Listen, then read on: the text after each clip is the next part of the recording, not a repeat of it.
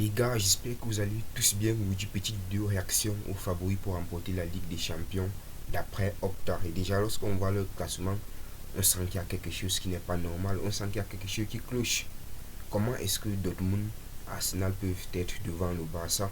Ça, je ne comprends plus rien. On dirait qu'ils prennent le Barça pour la dernière équipe d'Europe, qu'ils prennent le Barça pour des moins que rien. Mais ça, c'est pas normal.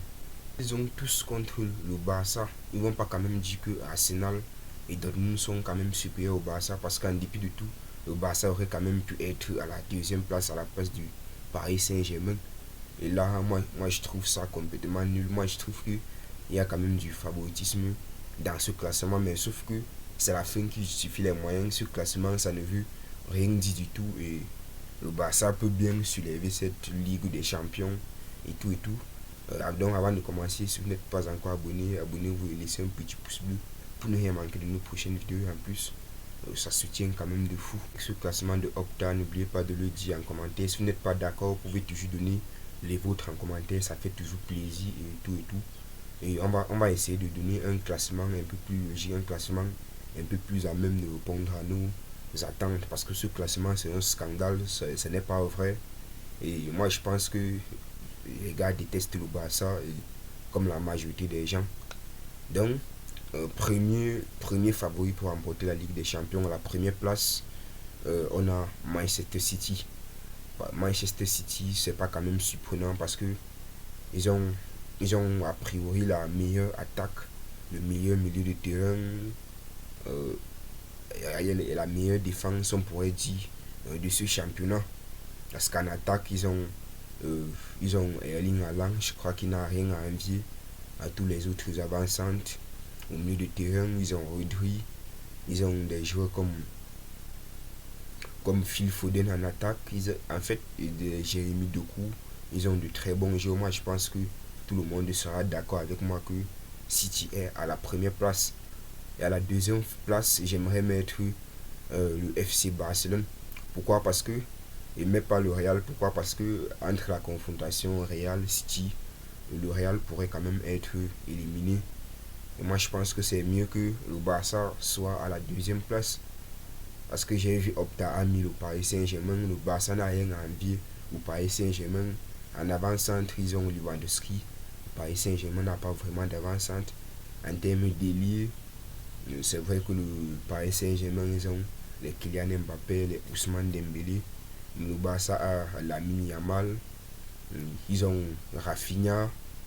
Ils ont Ferran Torres. Moi, je pense que ça reste quand même de très très bons joueurs.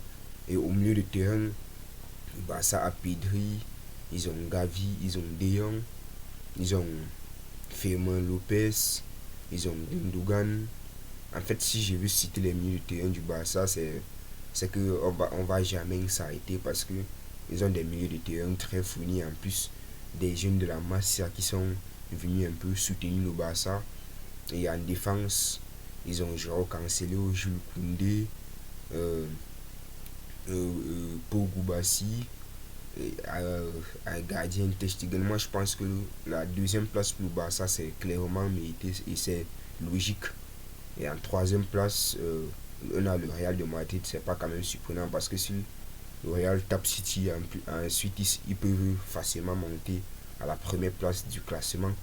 Donc à la troisième place, on a le Real de Madrid. En attaque, ils ont Vinicius Junior, ils ont Rodrigo, ils ont Bellingham. En défense, Militao, Alaba, Carvajal, ils ont de très très bons joueurs. Et moi, je pense que cette troisième place, c'est clairement mérité pour eux et aussi pour leur solidité. Et à la quatrième place, j'aimerais quand même mettre le Bayern à la quatrième place. Parce que c'est vrai que le Bayern, en cette saison, ils sont très en difficulté. Ils sont très loin du titre en Bundesliga et tout et tout. Et en Champions League, ça reste quand même un très bon Bayern, même si ils se sont fait des frayeurs lors des huitièmes de finale face à Lazio. Après avoir perdu un but à 0 au match aller, match retour, ils ont rebondi et ils ont pu gagner 3-0. Moi, je pense que le Bayern reste dangereux.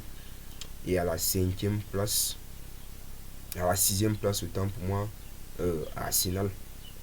Arsenal, pourquoi? Parce que Arsenal, ça reste quand même une équipe très dangereuse, ça reste une équipe quand même très forte avec des milieux de terrain comme Odegaard, des attaquants comme Bukayo Saka, Gabriel Martinelli.